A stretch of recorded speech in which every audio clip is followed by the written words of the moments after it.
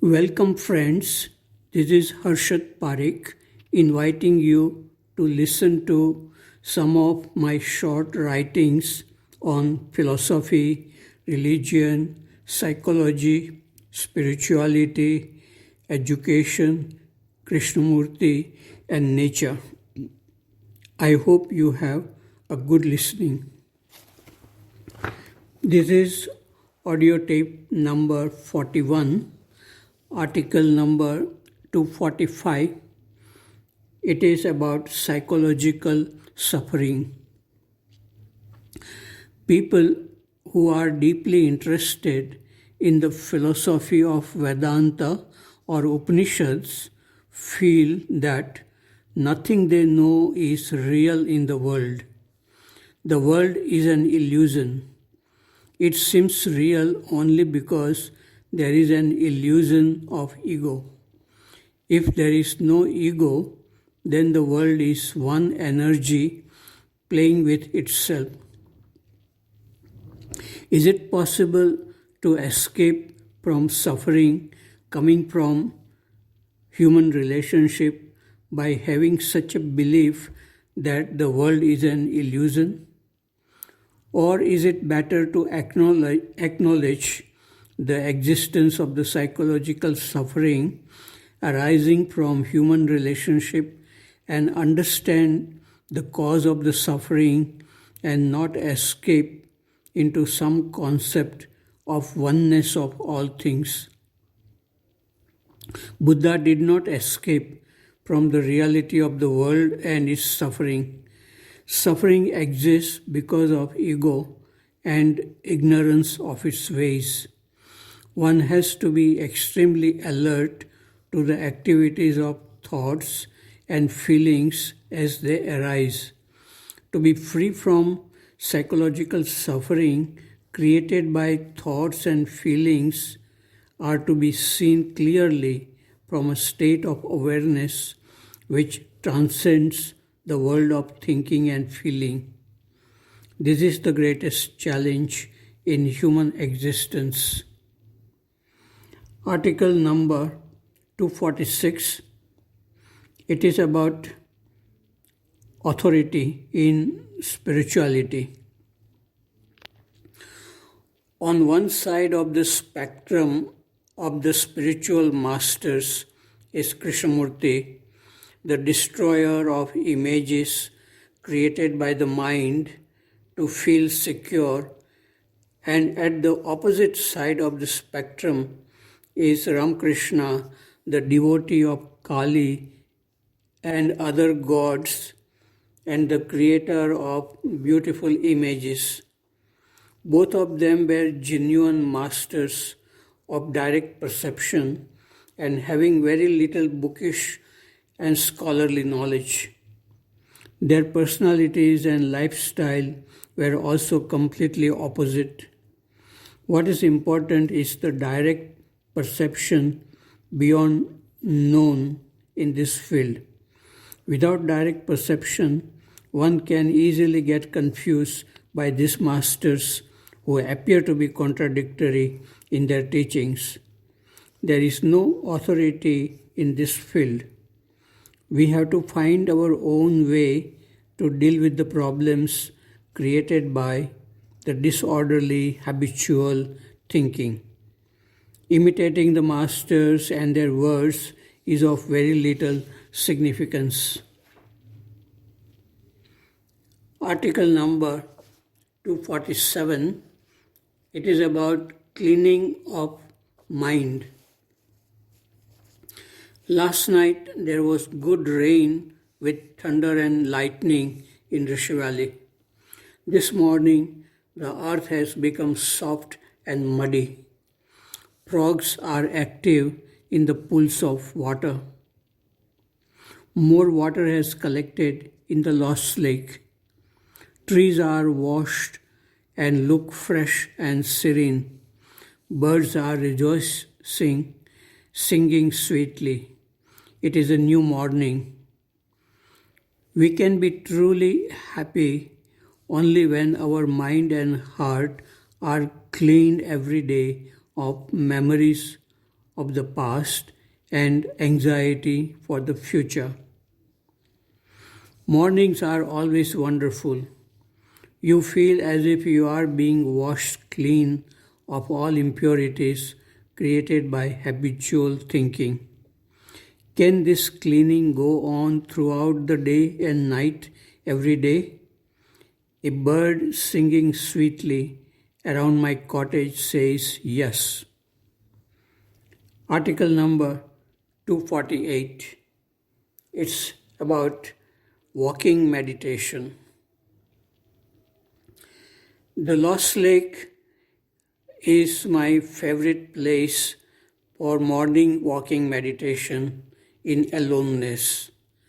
I never miss the most pleasing morning walk among trees. This place has become sacred to me because of my years of walking in this place.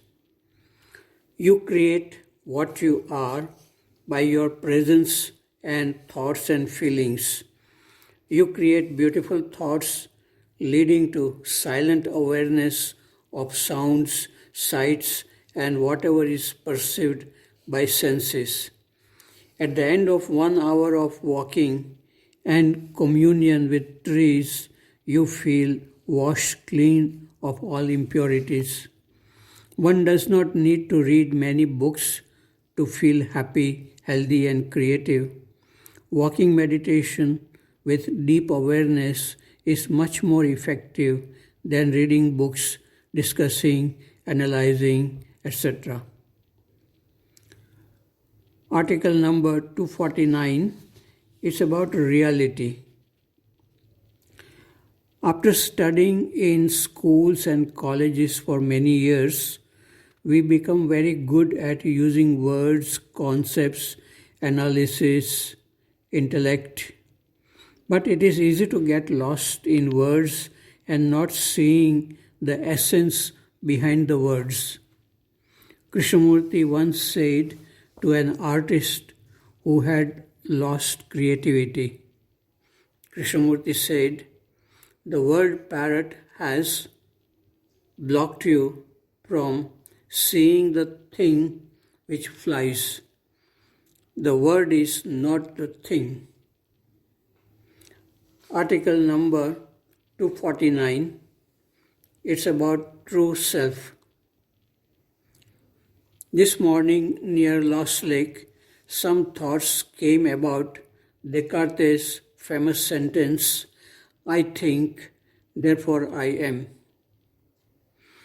I am not a student of Western philosophy, but this sentence of Descartes has affected many Western philosophers. What Descartes said in 1637 seems quite obvious. Thinking creates the self of I or ego. I wonder if Descartes felt anything deeper than thinking. If he had, he would have said that there is something amazing when thinking is absent and the world appears so clear, strangely beautiful and new. That seems to me be the true state of freedom in which great mystics of India lived. Article number 250, it is about newness. In science, if you invent something which may seem completely new to you, but if that has been already invented in the past by some scientist, then you do not get any credit.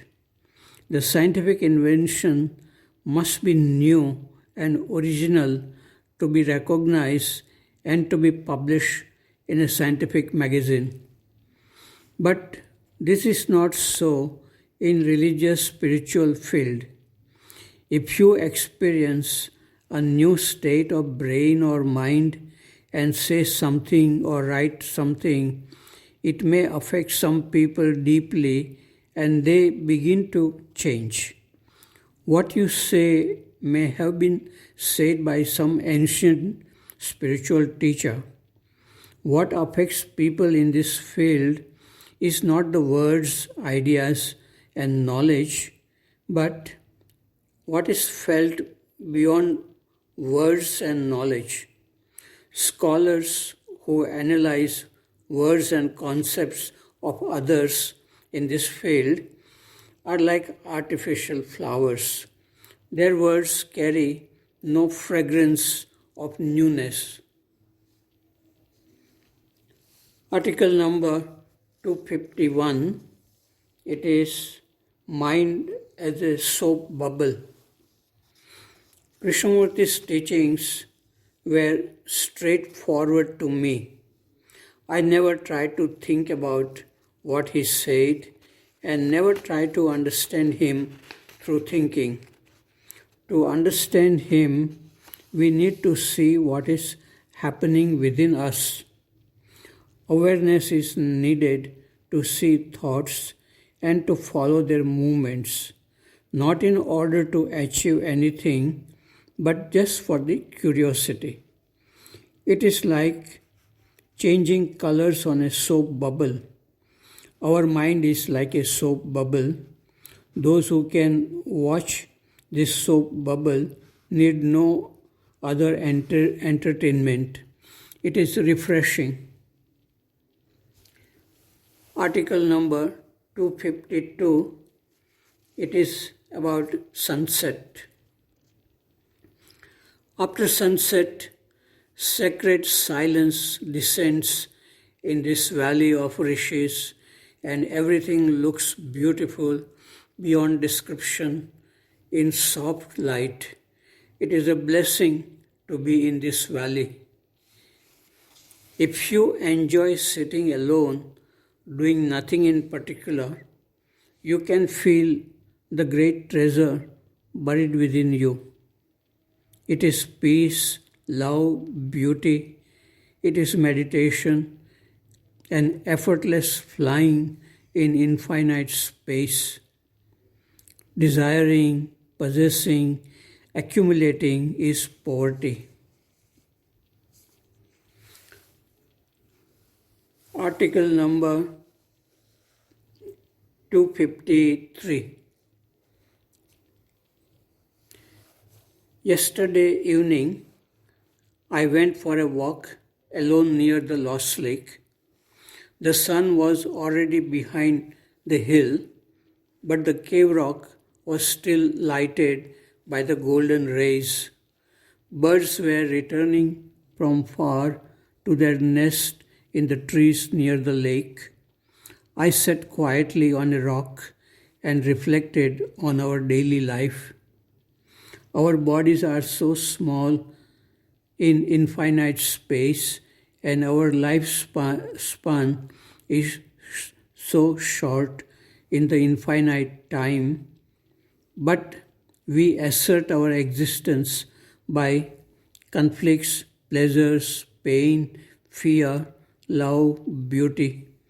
We narrow down our consciousness to a little center called me.